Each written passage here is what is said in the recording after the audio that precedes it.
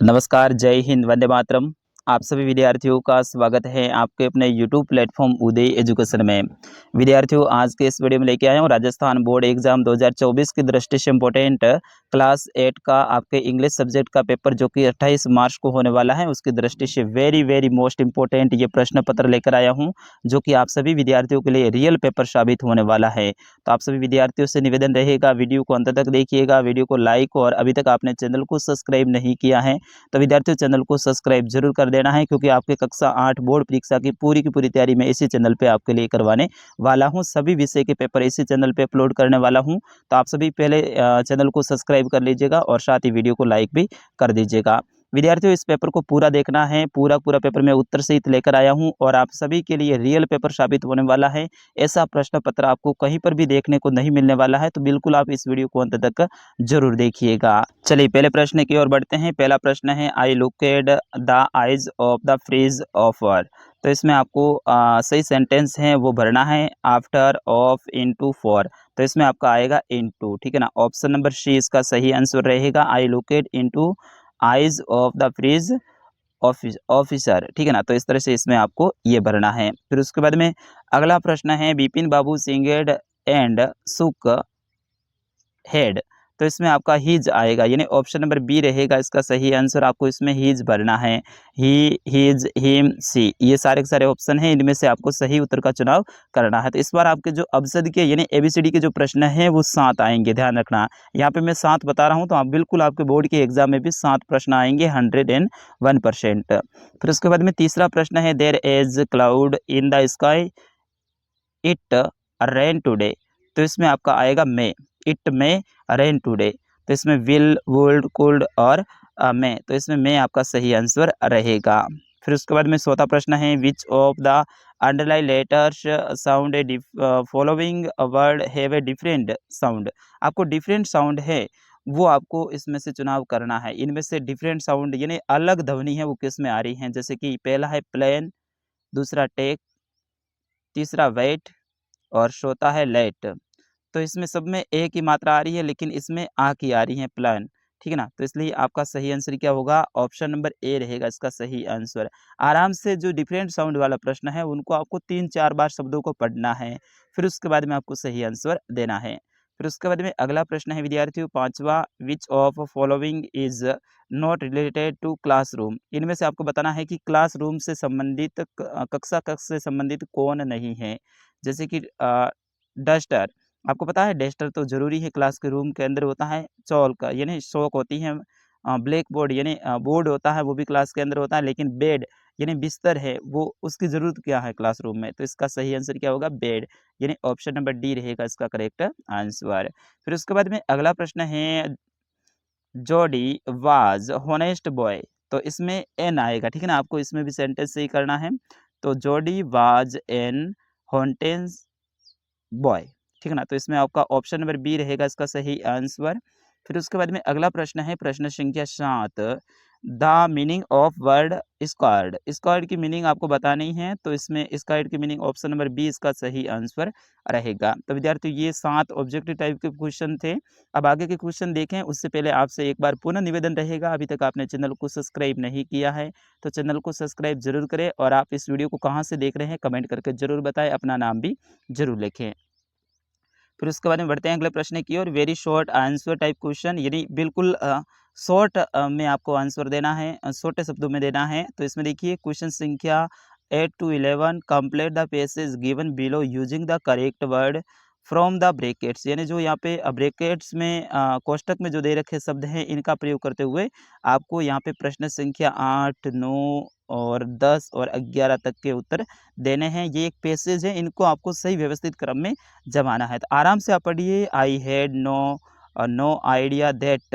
तो इसमें आपका जो पहला है वो एफिशिएंस आएगा, ठीक है। फिर उसके बाद में दूसरा है उसमें फ्रेंड आएगा, और फिर उसके बाद में तीसरे में ये, और चौथे में ये। इस तरह से आपको इसमें अनफिलिंग लास्ट में आएगा, तो इस तरह से आपको इसमें भरना है।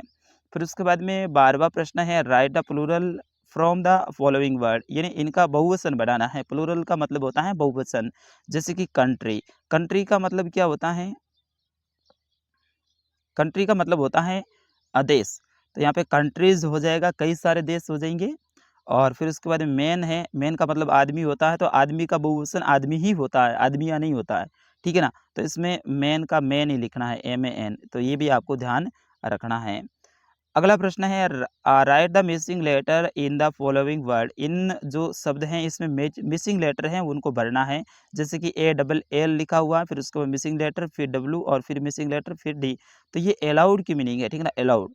तो इसमें पहले में आएगा O और दूसरे में आएगा E, इस तरह से आपको इसको भरना है। उसी तरह से MO missing letter, NTA missing letter N, तो ये माउंटेन है, ठीक है ना, माउंटेन। तो इसमें इस तरह से आपको U पहले में भरना है और लास्ट में I भरना है।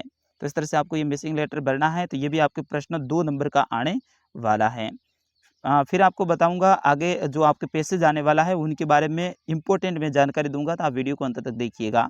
We should driving safety reach home safe. तो इसमें जो आपका 14वां है, इसमें जो आपका सही आंसर होगा वो होगा आपका एंड, ठीक है ना, इसमें एंड आपको भरना है।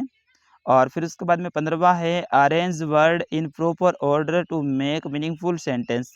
जो आपके सेंटेंस हैं इसको सही व्यवस्थित क्रम में लिखना है। देखिए इस तरह से उलट-सुलट लिखा हुआ है, non wise, Mahatma Gandhi, truth in and believe it.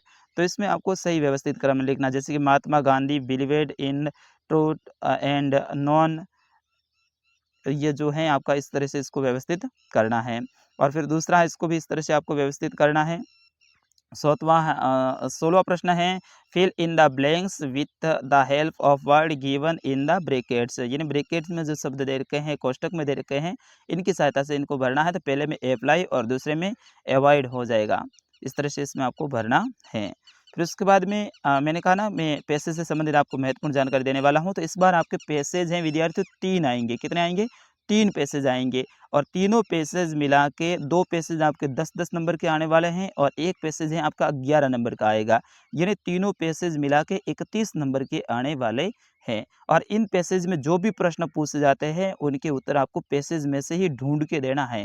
यानी पैसेज को 2-3 बार अच्छे से पढ़ना है और सारे जितने भी प्रश्न हैं उनके उत्तर इन्हीं पैसेज में से ही मिलेगा। तो आपके लिए ये एकदम गोल्डन चांस है कि आप 30 में से 30 नंबर पूरे लेकर आएँ और यहाँ से आपको खुद को आप बेहतर कर लें। तो विद्यार्थियों अभी आपको क्या करना है, अभी भी आपके पास में समय है, आपके पास में पासबुक हैं, उनमें पैसेज खूब सारे दे रखे हैं, तो उन पैसेज को आप पढ़िए। पढ़ने के बाद में जो निश्चित प्रश्न दे रखे हैं उनके उत्तर खुद देने की कोशिश करें। आप यानी उन पैसेज में से ही उत्तर निकाल के अपनी कॉपी में लिखें और इस तरह से अभी कम से कम आप 10 से 12 पैसेज की प्रैक्टिस करें। आपको प्रैक्टिस करनी है, कोई भी पैसेज को रटना नहीं है। आपको सिर्फ प्रैक्टिस करनी है कि इसका उत्तर किस तरह से होता है, फिर उसके बाद में सही उत्तर हैं वो आप पासबुक से मिलान कीजिए कि भाई इस प्रश्न का क्या उत्तर था, इसका क्या था। तो इस तरह से आप प्रैक्टिस करोगे तो विद्यार्थियों 100% कल आप 3 पैसेज आएँगे ना, उनमें से 30 में से 30 नंबर पूरे लेकर आएँगे, ये मैं वादा करता हूँ। तो इस तरह से 3 पैसेज आएँगे। देखिए पहला passage, alarm Javed was 10 year old, तो ये जावेद वाला ये इंपॉर्टेंट है, इसको अच्छे से आप पढ़ लीजिएगा। इसमें प्रश्न किस तरह से पूछे जाते हैं देख लीजिए आप। वो was he hit on the head while running. तो इसमें जो आपका सही आंसर है वो पैसेज में से ही मिलेगा इस तरह से। और यहाँ पे देखिए ऑपोजिट वर्ड आएगा। पहले पैसेज में आपको जो पैसेज हैं उनमें से ही विलोम शब्द ढूंढ के लिखना है। जैसे कि लेट का ऑपोजिट लिखना है और वॉकिंग का लिखना है, ठीक है ना, इन दोनों का ही ऑपोजिट वर्ड लिखना है। तो ये भी बहुत इंपॉर्टेंट है। LATE लेट होता है, लेट का अप्लाई आपका सॉरी जो हाँ लेट है, लेट का जो आपका विलोम शब्द है वो लिखना है। और फिर उसके बाद में वॉकिंग है, इसका भी आपको विलोम शब्द लिखना है। चलिए मैं लेट का आपको बता देता हूँ। लेट का होगा अर्ली, अर्ली यानी जल्दी होता है।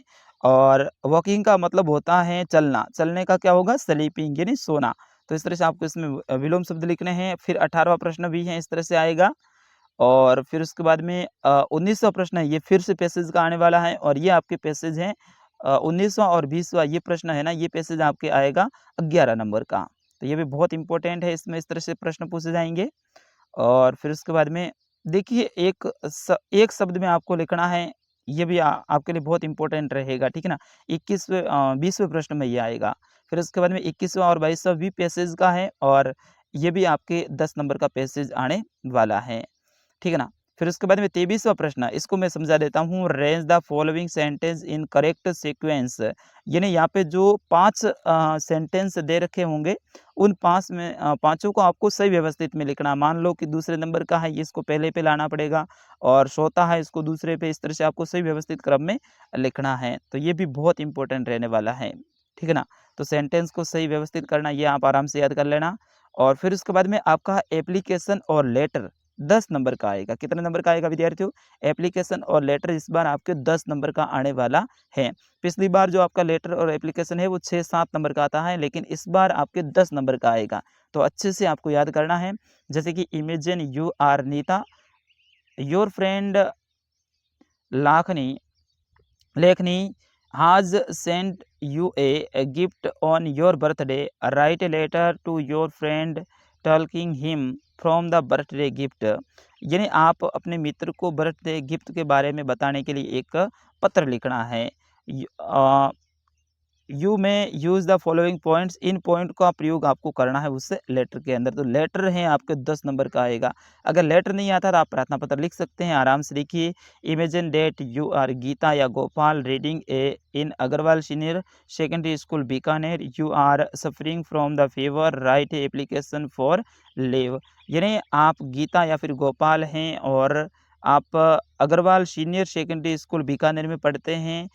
आप बीमार हैं, फ़ीवर का मतलब क्या होता है? बीमार। तो आप बीमार हैं तो 2 दिन या 3 दिन के अवकाश के लिए आपको प्रार्थना पत्र लिखना है। आपको ध्यान रखना है, एड्रेस अगर दे रखा है कि उसी स्कूल का लिखना है, तो वही एड्रेस लिखना, आप अपने स्कूल का नाम मत लिखना उसमें। यहाँ पे देखो दे रखा है Agarwal senior secondary school Bikaner, तो आपको उसमें द हेडमास्टर के बाद में जो स्कूल का नाम है उसमें ये लिखोगे आप, ठीक है ना।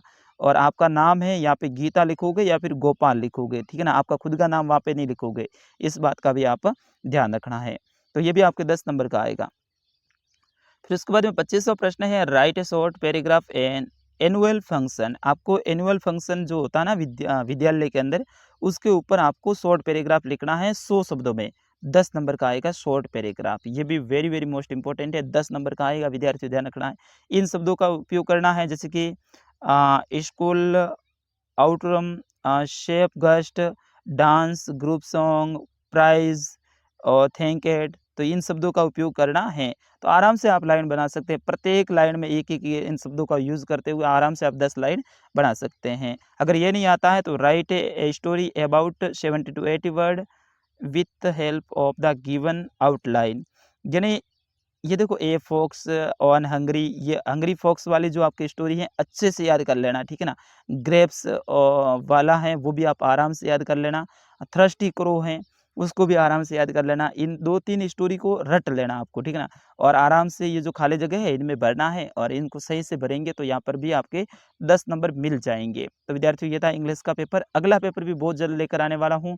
एप्लीकेशन कैसे लिखनी है वो भी मैं बहुत जल्द लेकर आने वाला हूँ। लेटर कैसे लिखना है वो भी बहुत जल्द वीडियो आज ही लेकर आने वाला हूँ। तो उन वीडियो को देखने के लिए अभी तक आपने चैनल को सब्सक्राइब नहीं किया है तो चैनल को सब्सक्राइब कीजिएगा, वीडियो को ज़्यादा से ज़्यादा शेयर कीजिएगा। मिलते हैं अगले वीडियो में, तब तक के लिए मुझे आगे दीजिएगा। नमस्कार, जय हिंद, वंदे मातरम।